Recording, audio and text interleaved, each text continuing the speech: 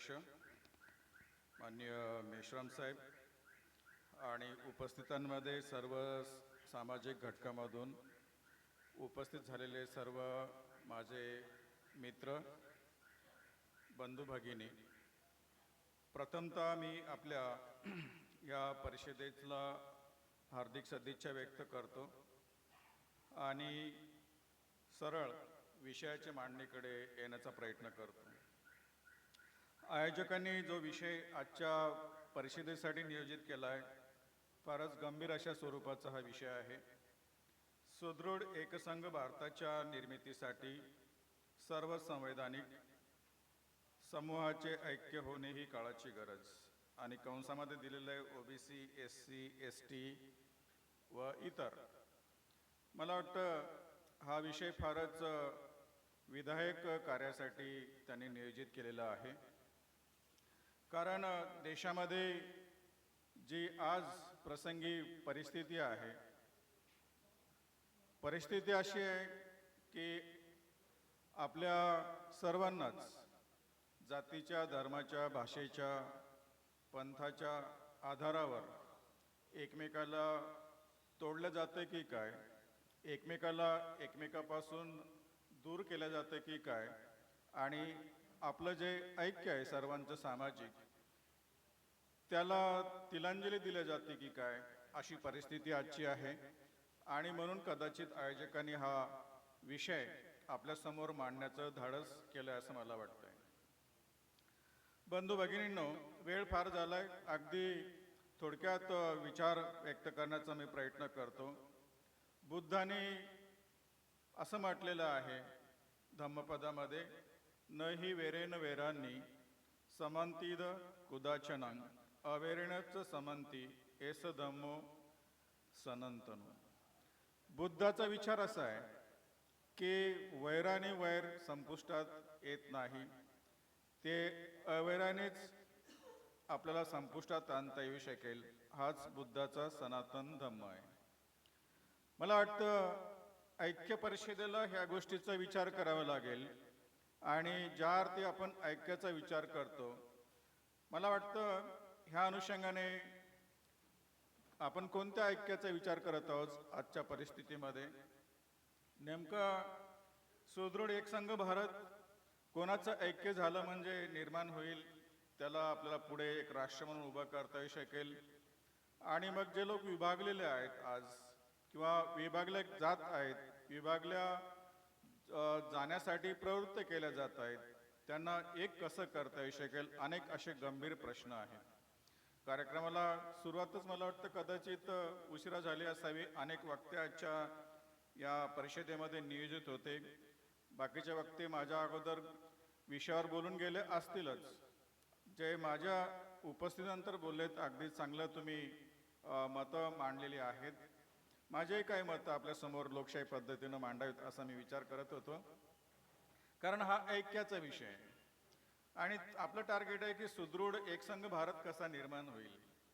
मला वाटतं याच्यामध्ये थोडीशी सुधारणा आपल्याला इथून पुढे माइंडसेटमध्ये करावी लागेल की केवळ ओबीसी, एससी, एसटी हेच एकत्र आले म्हणजे ह्या देशाला आपण सुदृढ निर्माण करू शकू, ह्यामध्ये माझ्या मनात शंका आहे। आपण ह्याच्या व्यतिरिक्त सुद्धा आपण भारतीय बांधव आहोत, विविध धर्माचे लोक या देशामध्ये राहतात, हजारो जातीचे लोक या देशामध्ये राहतात, हजारो वर्णाचे आणि वेगवेगळ्या संस्कृतीचे लोक या देशामध्ये राहतात। त्या सर्वांना एकत्र केल्यानंतरच हा देश डॉक्टर बाबासाहेब आंबेडकरांना, संविधान निर्मात्यांना जसा एक संघ करायचा होता राष्ट्र म्हणून, तो करता येऊ शकेल। अन्यथा ह्या देशामधील काही लोकच एकत्र आली, ओबीसी, एससी, एसटी एवढेच एकत्र आले तर देशाचे काय आपण एकीकरण करू शकू पूर्णतः असं मला वाटत नाही। उर्वरित जे आपले बांधव असतील यांना सुद्धा आपल्याला सोबत घ्यावं लागेल। हा देशाचा विचार आपण मांडतो। मला याची नक्की खात्री आहे की एससी, एसटी, ओबीसी ह्यांच्या आपले आपले राजकीय हितसंबंध नक्की असू शकतात, सामाजिक हितसंबंध नक्की असू शकतात, परंतु ज्यावेळेस आम्ही राष्ट्राचा विचार करतो, देशाचा विचार करतो, तर आम्हाला आमच्या सामाजिक राजकीय हितसंबंधाला नक्कीच मूठमाती द्यावी लागेल, तरच तुम्ही देशाचा विचार करू शकता। म्हणजे ह्याच्या व्यतिरिक्त जो आपला समाज आहे भारतात समाज म्हणून आपले जे बांधव आहेत दुसऱ्या समाजातले ते जनरल कॅटेगरी असतील, ओपन कॅटेगरी असतील, किंबहुना ज्यांच्या विरुद्ध आपला सर्वांचाच आक्रोश असतो, ते इतिहासामध्ये काही गोष्टी नक्की होऊन गेल्या असतील. मी आपल्याला फार गांभीर्यपूर्वक हे सांगतो. आज परिस्थिती असे डॉक्टर बाबासाहेब आंबेडकरांचं तुम्हाला हे स्वप्न पूर्ण करायचं असेल तर आपल्या त्या सर्वांना सोबत घ्यावं लागेल.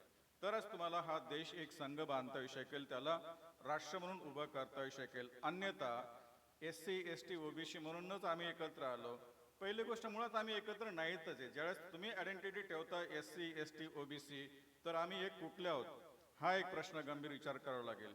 मग ह्याच्यानंतर उर्वरित जे आमचं भारतीय समाजामध्ये आपले बांधव नाहीत का, ते ह्या देशाचा भाग नाहीत का, ते ह्या देशाला एक संघ करू इच्छित नाहीत का, आणि आम्ही त्यांना सोबत देऊ इच्छित नाही का, हे अनेक प्रश्न मला वाटतं इथे असू शकतात. आणि त्या अनुषंगाने ज्यावेळेला आता छत्रपती शाहू महाराजांची ही जयंती आज आहे आणि छत्रपती शाहू महाराज डॉक्टर बाबासाहेब आंबेडकर ह्यांचा जो संविधानिक मार्ग आपल्याला आहे त्या अनुषंगाने की कशा पद्धतीनं हे एक संघीकरण आपल्याला करता येऊ शकेल, मला वाटतं तो मार्ग डॉक्टर बाबासाहेब आंबेडकरांनी आपल्या संविधानामध्ये दिलेला आहे. त्यावेळेला ही परिस्थिती अशीच होती. 1945, 46, 47 हे जर काही महत्त्वाचे वर्षे ह्या देशाच्या इतिहासातला आपण त्याचं अवलोकन केलं तर आम्हाला जातीच्या आधारावर भेटलेलं होतं, धर्माच्या आधारावर भेटलेलं होतं, आणि तिची सर्व राजकीय आधारावर त्याच्यामधूनच पाकिस्तानाची निर्मिती झाली, लक्षात घ्या.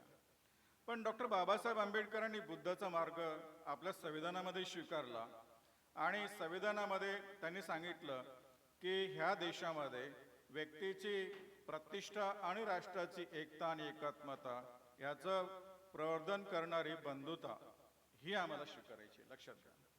त्याने असं म्हटलं नाही की विशिष्ट लोकच ह्यांच्यामध्ये बंधुभाव निर्माण झाला पाहिजे, कारण जे मूल्य संविधानामध्ये आले, न्याय, स्वातंत्र्य, समता आणि मग बंधुतेचा मार्ग त्यांनी जाणीवपूर्वक स्वीकारला. आपण जर ते पत्र अध्यक्षांना दिलेलं त्यांनी वाचलं संविधानाच्या मसुद्यासोबत तर त्याचं गांभीर्य लक्षात येईल.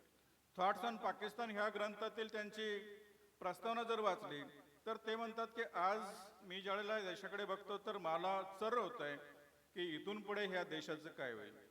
संविधान सभेतले 25 नोव्हेंबर 1949चं त्यांचं भाषण आपण वाचलं तर ते हा देश एक संघ कसा राहील ह्याच्यावर फार मोठं मंथन करतात.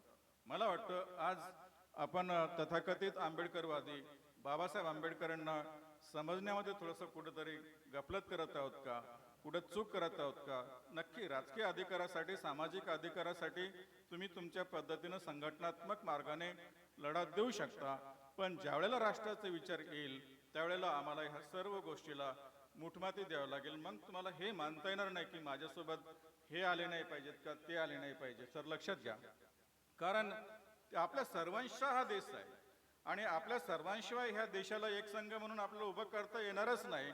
म्हणजे याचा अर्थ असा आहे की आपल्या सर्वांना जे SC असतील, ST असतील, OBC असतील, इतर समूह कोणते असतील संविधानिक आपण म्हटलंय त्यामध्ये आणखी आपल्याला स्पष्टता आणली पाहिजे की सर्व समूह या देशामध्ये जेवढे आहेत ते एक संघ होणं गरजेचे आहे.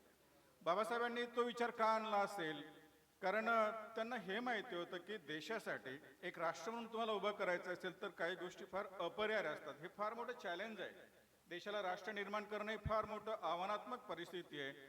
कारण जर आपण राजकीय काही तत्ववेत्ते यांचा अभ्यास केला की राष्ट्र कधी निर्माण होईल किंवा टिकतं एखादं राष्ट्र म्हणून एखादा देश, तर तो त्यावेळेसच टिकेल ज्या वेळेला त्या देशाचा इतिहास एक आहे, ज्या वेळेला त्या देशामध्ये एकाच धर्माचे लोक राहत आहेत, ज्या वेळेला त्या देशामध्ये एकाच जातीचे लोक राहत आहेत, एकाच वंशाचे लोक राहत आहेत, एकाच संस्कृतीचे लोक आहेत आणि एकच भूभाग आहे.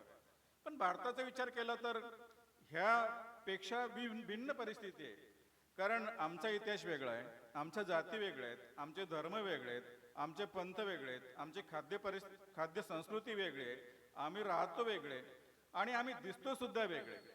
म्हणजे जम्मू काश्मीर ते कन्याकुमारी पर्यंत आणि तिकडे मुंबई पासून तर तुमच्या मणिपूर पर्यंत सारे भारतीय लोक एकसारखे दिसत नाहीत. पण तरी सुद्धा बाबासाहेबांचं हे स्वप्न होतं की हा देश राष्ट्र म्हणून एक संघ उभा कसा राहू शकेल मला वाटतं जर बाबासाहेब आंबेडकरांचं स्वप्न आपल्याला पूर्ण करायचं आहे, संविधान निर्माते स्वप्न पूर्ण करायचं आहे, छत्रपती शाहू महाराजांचं स्वप्न पूर्ण करायचं आहे, तर ह्या ऐतिहासिक पार्श्वभूमीच्या नंतर आता आज आमची भारतीय म्हणून ही जबाबदारी मला वाटतं की सर्व जाती समूहाच्या सर्व धर्माच्या लोकांना सोबत घेतल्याशिवाय ह्या देशाला आम्हाला एक संघ उभं करता येऊ शकणार नाही, ह्याच्यावर मी ठाम आहे. कधी मला तुम्ही विचारा, केवळ आपण आज ह्या विषयानं बोलतो म्हणून नाही, तर हे माझं असं मत आहे की बाबासाहेब आंबेडकरांना आम्ही स्वीकारत असेल तर त्यांचे सर्व विचार आम्हाला स्वीकारावे लागतील.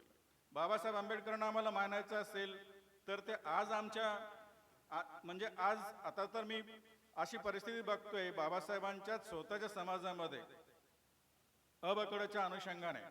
आणि दुसरा एक पैलू त्याचा असा आहे की आता वादग्रस्त विषय निघत आहेत की आम्ही महार लिहायचं का बौद्ध लिहायचं. अबकडमध्ये आम्ही विभागले जातो, SC मधले समूह जर बघितले तुम्ही तर नाही का, म्हणजे ह्याच्यामध्ये एक मातंग बांधव आणि बौद्ध बांधव याच्यामध्ये एक फार मोठी विभागणी होत आहे. अगोदरची परिस्थिती राजकीय होती ह्या देशामध्ये आणि महाराष्ट्रामध्ये खास करून other backward classes versus Maratha असाही लढा उभा केलेला आहे. म्हणजे आम्हाला प्रत्येक क्षणाला राजकीय सामाजिक हितसंबंध आमच्या डोळ्यासमोर आणून विभागलं कसं जायला आम्ही ह्याची परिस्थिती निर्माण होत आहे. मात्र आम्हाला थोडंसं सजग राहावं लागेल आणि त्या सर्व हितसंबंधांना आपल्याला सोडून द्यावं लागेल. मी मातंग आहे का बौद्ध आहे, तुमचे राजकीय अधिकार काय आहेत, ह्या गोष्टीचं तुम्हाला समर्थन संविधानिक मार्गाने मागणी करता येऊ शकते, परंतु हे गरजेचं नाही की आम्ही त्यांच्या सामाजिक भावनेमध्ये दुखावल्या जातील. आणि जे बाबासाहेबांनी आणि संविधान निर्मात्यांनी आम्हाला एकत्र आणलेलं आहे त्या एकत्र आणण्यामध्ये आज आमच्यामध्ये फूट पाडलं जाईल आणि मग त्यांच्या भावना दुखावून आम्हाला विभागू, आम्ही हे प्रवृत्त करू समाजाला की ते आमच्यापेक्षा वेगळे आहेत, आम्ही त्यांच्यापेक्षा वेगळे आहेत, मग ह्याच्यावर आम्हाला कधी बोलता येऊ शकेल. बौद्धांमध्ये जर विचार केला तर आज बौद्ध तरी एकत्र आहेत का हाही प्रश्न आहे. म्हणजे याच्यावर आपल्याला गांभीर्याने काम करावं लागेल. म्हणजे SC मध्येच फार मोठी विभागणी आहे, अबकडच्या सारखी परिस्थिती आज, आणि त्याच्यामध्ये आणखी एका विशिष्ट समाजामध्ये फार मोठी विभागणी आहे. सर्व समाजामध्ये OBC वेगळे, त्याच्यानंतर ST बांधव वेगळे आणि मग उर्वरित जे आहे ज्याला जनरल कॅटेगरी म्हणतो आपण ते वेगळे, असं मानून जर आपण केलं तर आम्हाला ह्या देशाला एक संघ अजिबात बनवता येणार नाही. कदाचित आपल्या मनामध्ये हे असेल की त्यांचं कशासाठी आपल्याला पाहिजे, ते देशाचा घटक आहेत. लक्षात घ्या, जसा मी आणि तुम्ही घटक आहे ह्या देशाचा, तसे ते सुद्धा आज देशाचे घटक आहेत. त्यांना नाकारून कसं काय चालता येऊ शकेल आपल्याला. म्हणजे ह्या सर्व इव्हन आपला जो सर्वांनी आपल्या काही भाषणामध्ये कदाचित ब्राह्मण्याचा रोष विरुद्ध रोष तुमच्या भाषणामध्ये दिसला मला. ब्राह्मण्य वेगळं आणि ब्राह्मण वेगळं. लक्षात घ्या, ब्राह्मण्य न्याय, स्वातंत्र्य, समता, बंधुता ह्याच्या विरुद्धचा विचार असू शकतो, पण याचा अर्थ आम्ही ब्राह्मणाचा विरोध केला पाहिजे असं असू शकत नाही. कारण आम्हाला ज्यावेळेस बंधुभाई बाबासाहेबांनी सांगितलं तर ह्या देशामध्ये जी ऐतिहासिक पार्श्वभूमी आहे, जी सामाजिक पार्श्वभूमी आहे, बाबासाहेबांचं स्वतःचं जे तत्वज्ञान आहे, तत्वचिंतन आहे, तर त्याला सोबत घेऊन आम्हाला चालावं लागेल. आज आमचे हितसंबंध जोपासण्यासाठी ह्या देशाला आपण डिस्ट्रॉय करू शकत नाही. लक्षात घ्या, सर्वांना सोबत घेतलं तरच हा देश घडू शकेल. म्हणजे याचा अर्थ SC ST OBC हेच समूह हा देश निर्माण करतील इथून पुढे असं मला वाटत नाही. तर ह्याच्या व्यतिरिक्त जे सर्व समाज असतील त्याला सुद्धा आम्हाला सोबत घ्यावं लागतील. कारण आमचा संविधानिक जो मूळ गाभा आहे, संविधानाचं सारच बंधुभावामध्ये आहे आणि मग तो बंधुभावच या देशाला इथून पुढे तारेल आणि ह्या देशाला एक संघ आपल्याला टिकवता येऊ शकेल, निर्माण करता येऊ शकेल. मला नक्की खात्री आहे की आपल्या डोक्यामध्ये वेगळे विचार असतील आणि मग मोरे सर असं म्हणालेत, हे समयसूचकतेचं जरी नसलं तरी माझं काम आहे की ते आपण प्रॉपर सोल्युशन त्याला दिलं पाहिजे. मी काय राजकीय एक नेता नाही, एखाद्या संघटनेचा पुरस्कर्ता नाही आणि माझे कोणते हितसंबंध नाहीत की मला हे पाहिजेत. माझ्या देशाचं मला जास्ती कर्तव्य. लक्षात घ्या, कारण हा तुम्ही देशाशी जोडलाय विषय आणि सुदृढ एकसंघ भारताचा तुम्ही विषय मांडत आहात, तर हा विषय पूर्ण होऊ शकत नाही जोपर्यंत सर्व भारतीय ह्यांचं एकत्रीकरण होऊ शकत नाही. मला एवढी भूमिका इथे मांडायची होती. आपले लोकशाहीच्या पद्धतीने वेगळे विचार असू शकतात, त्याचाही मी नक्कीच लोकशाही पद्धतीने मला वाटतं सन्मान केला पाहिजे. पण जे बोलायला पाहिजे होतं खास करून या अनुषंगाने मला वाटतं ते बोलणं गरजेचं होतं. आपल्याला थोडंसं वेगळा मत आला असेल तर तो आपला विचार असू शकतो.